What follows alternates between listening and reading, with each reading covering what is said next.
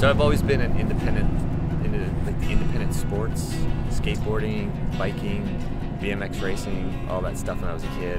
And when I was in the Air Force, I wound up tearing my knee doing some skiing, and I tore my ACL.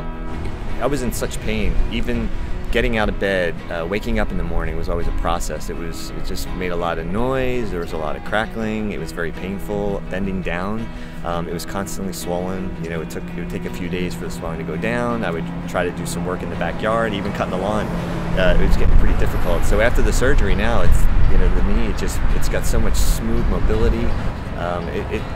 It's a new knee, and it's a new lease on life. It gives me the confidence to do the things that I want to do, and just live my life the way I want to live my life.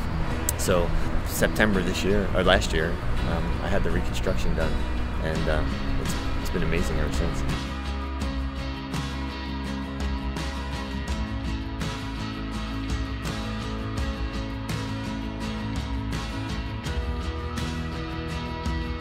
The process of going through with Jewett was amazing. Dr. McFadden, his team was top notch.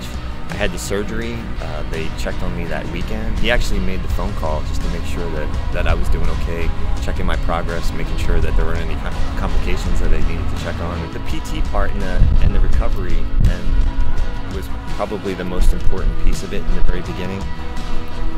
I had to make sure that when I was going to visit with the PT team, that my head was in the right place. I knew that I had to work hard, and I knew that they were going to push me.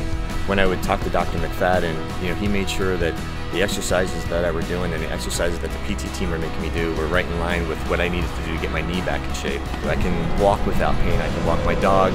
I can just go do things that I need to do and want to do, and feel confident that my knee is strong, my knee is clean, my knee is smooth, and it doesn't give me any pain.